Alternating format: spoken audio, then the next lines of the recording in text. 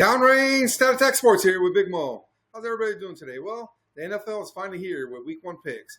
Now, I already know we already had the Thursday game and the Friday game, and I bet that to the side. I kind of lost on the over with the Philly game because of the weather delay. I mean, at halftime, it was already at 41 points, and then it couldn't even go over 48. So that kind of sucked. Weather, Mother Nature killed me on that one. And then I did good with the Charger pick. I actually wanted them just to cover the spread, but I'll take the win anyways. So let's go on to Week 1, guys.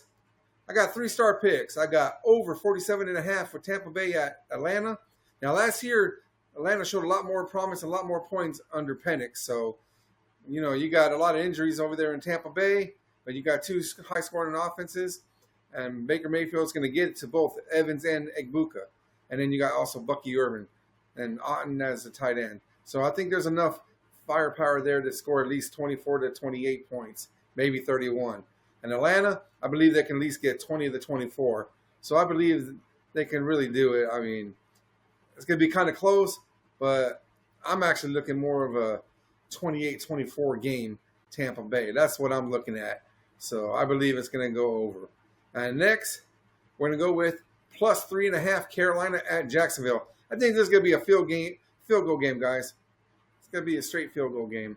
I don't care which side wins. I think it's going to be by a field goal no matter what. So if it's going to be plus 3.5, I'm taking it. I think both sides are going to score against each other. You got Bryce Young started clicking at the end of the year after his benching. He was 2-1, and he had like 10 touchdowns, 0 interceptions, 0 turnovers.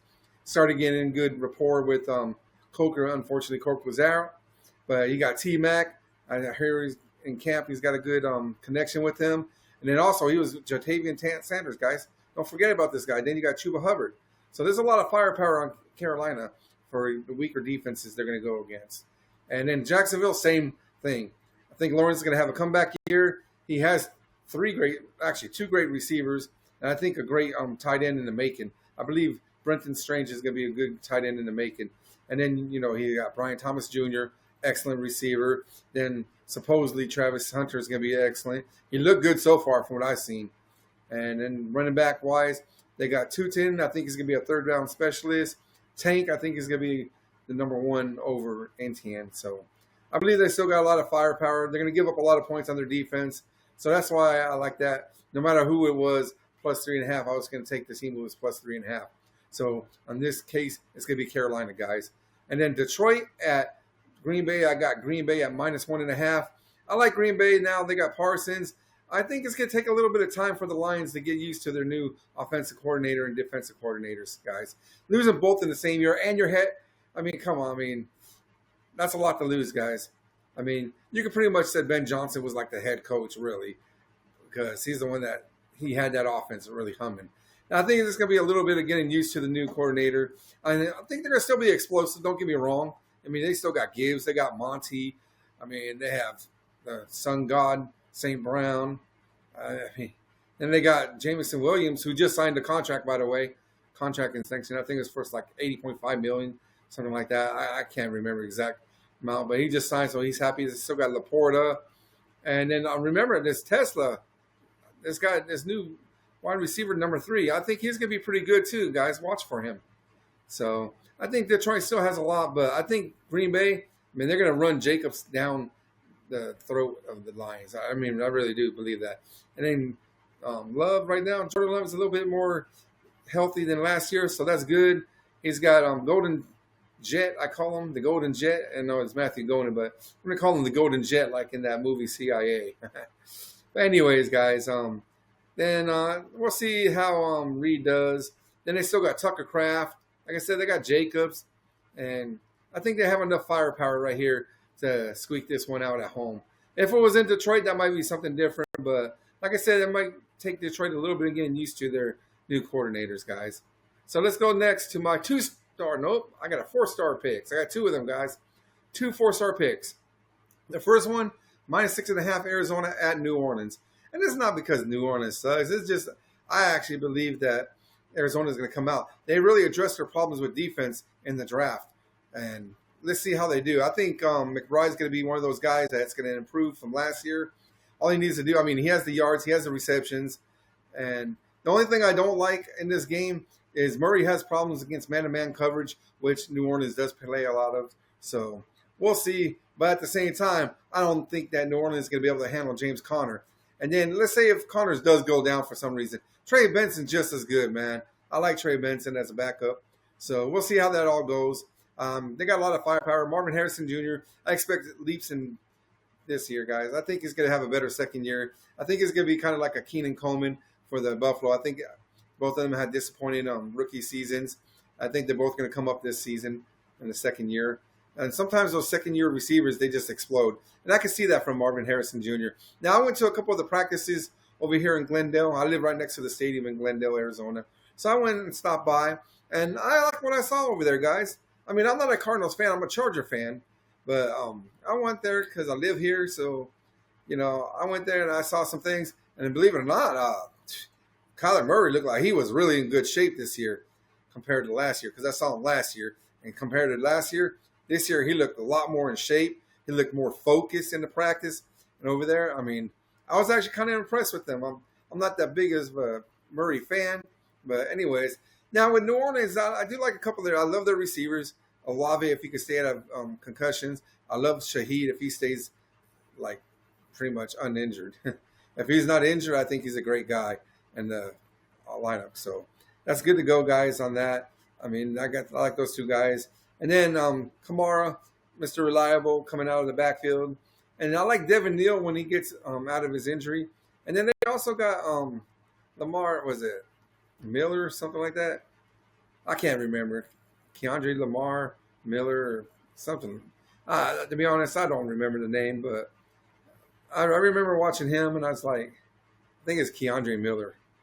And I remember watching him on a couple of these YouTube videos of their camp, and he looked pretty good, to be honest. So they might put up a little bit of fight, but I think Arizona has too much, and I think they're going to win by a touchdown. Next, this is one that can shock people. They probably all picking Washington, but I like 6.5 plus 6.5. New York Giants. Now, I love Malik Neighbors, guys. I think he's going to explode with Russell Wilson on his side. But I actually like Jackson Dart better. And I like that. I think Tracy's going to have a better year if he stops his fumbling, which I think he's probably handled that now. I think he's got a grip on it. And then also Scatterbo, he's going to be a great third down back. So when he's a third down back, I like that. And then Tracy run the 1 and 2. And they're going to be a lot of weapons here. And I also like Teal Johnson at tight end. So I think they have enough to keep this close with Washington. And I mean, Washington, there's a lot of turmoil. I know Scary Terry got his contract and Jaden Daniels, but I think Jaden Daniels is going to take a little bit of a regression. I mean, I think he's going to have a little sophomore slump. Now, I'm not saying he's not going to be good. I think he's going to be still top notch. Don't get me wrong. But on this one, I think the Giants are going to come out and surprise people, guys. And with the running back situation, Krosky Merritt. Now, I know out of University of Arizona, I saw him a couple of times here play. It was okay. I mean, I think they're making more of him. Now, can he be great? All these guys can be great. They make the NFL for a reason, guys. So, I mean, any player on these teams can be great. They have the talent. They got God-given talent. They all do, man. So, I just, on this one, I feel New York's going to surprise people. I think there's too much going into this Washington team, all this hype. And I think it's the hype. I don't think they're going to live up to the hype. Now, do they have explosiveness? Of course they do, guys. So, also watch out for Chris Rodriguez on Washington. I like him. I think he might be decent too with him and Krosky. And then they still have Eckler. So, I mean, they have plenty of firepower. Then Ertz. I mean, Ertz is a great tight end. So, for this team at least. And also have Benson on. So, he might be playing some more later in the year. You never know, guys. Like I said, they got a lot of firepower in Washington. But I just have this feeling that the Giants can do it. And you know what? Why not? It's the first game of the year. It's a new season. Let's see what they got, guys. Bring it on, Giants. Now, my 5-star pick of the week is going to be plus 1.5 Chicago versus Minnesota. Now, I'm not a big J.J. McCarthy believer yet. Now, I think he has talent. Don't get me wrong. I watched him. He had a good control in college.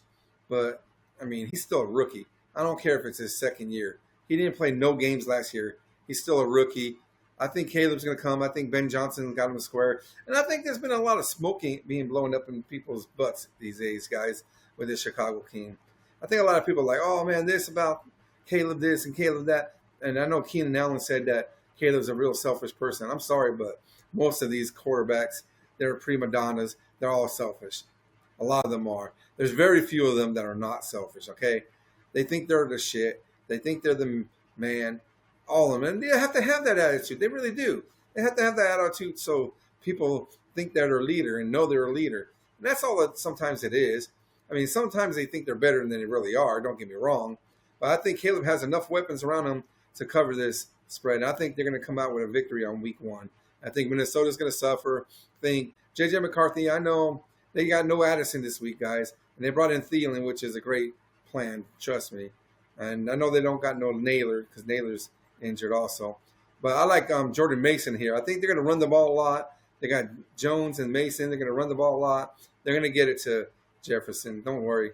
They will get it to Jefferson. But I don't think they have enough this week. I think when they get healthy now, when you get Addison back and everything else starts coming in the fold, and you got Jordan Mason starting to explode on the scene. Now, I think the second matchup, Minnesota will probably take at home. But on this one, I think Chicago has enough on offense. They went and solved the problem on the offensive line, guys. They got 2 good tight ends now because I still like Cole Kmet, and I like Loveland too. And Colson Loveland's pretty decent, trust me. I mean, they can do the 2 tight end sets. But then you still got DJ Moore.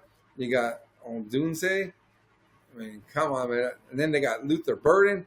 They got a lot of firepower there, guys. And then they got this guy, Kyle Monaghay, I believe is how you pronounce his name, Monaghay or Monongai.